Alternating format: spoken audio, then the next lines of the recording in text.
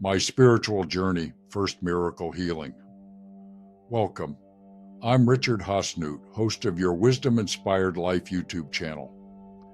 Yogananda explicitly states the importance of wisdom, knowledge of God, and realization that we are forever one with Him is the only way to freedom. In this series, I share personal stories from my spiritual journey. It began with a lack of understanding of spirituality and God. Today, spirituality is the most important aspect of my life, and I deeply love God. That represents quite a change. In this episode, I share my first miracle healing. I was on vacation with my family at Lake Tahoe, which is always our best vacation of the year. We have been going there in the summer for over 2 decades. I began to feel pain in my left shoulder and arm. Products like Advil did little to relieve the pain. The pain increased each day, and by the time we left, I was consistently uncomfortable. After returning home and going back to work, the pain continued to escalate daily. I woke up one night around 2 a.m. in such intense pain that I drove myself to the emergency room.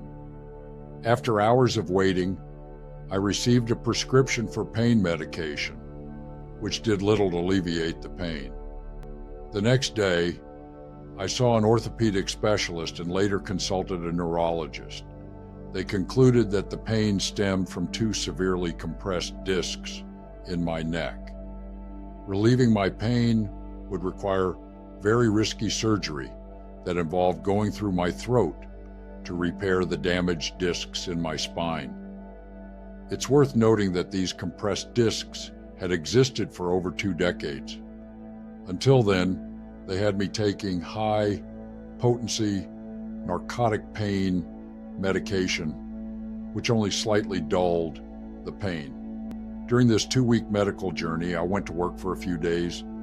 In a routine conversation with the account executive of our advertising agency, I mentioned my medical condition and the doctor's proposed solution.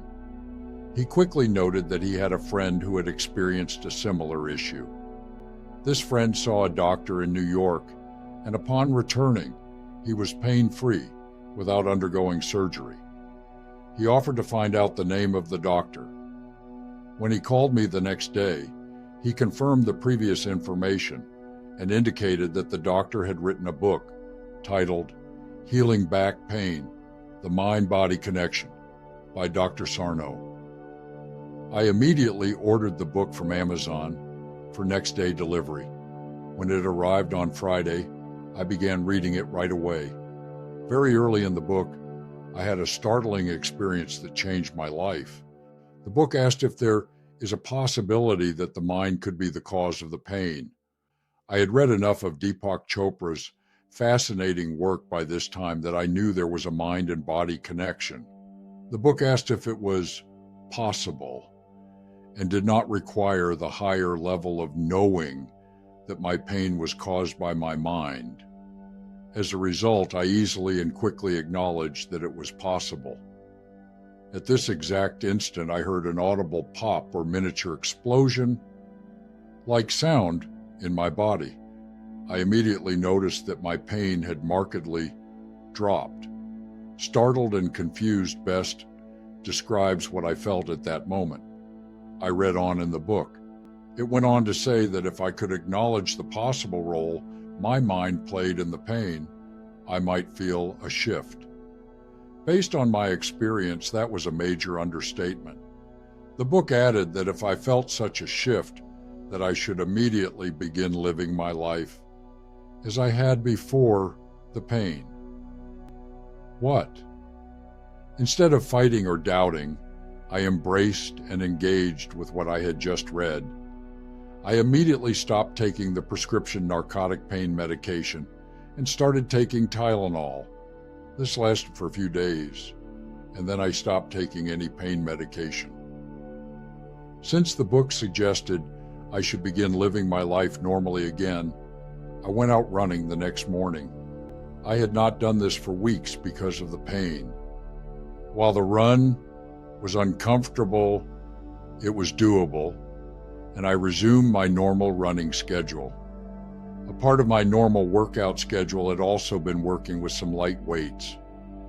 When I resumed this part of my workout, I quickly discovered that the muscles in my left arm had atrophied about 67%, or a 2/3 loss in strength. I adjusted my weight schedule, and over the next few weeks, my left arm gradually returned to its pre-pain strength. About a month after the startling experience of reading about the possibility that my mind could be the cause of my pain, I was pain-free and back to my old self. Thank you very much for listening, and I look forward to reconnecting with you soon.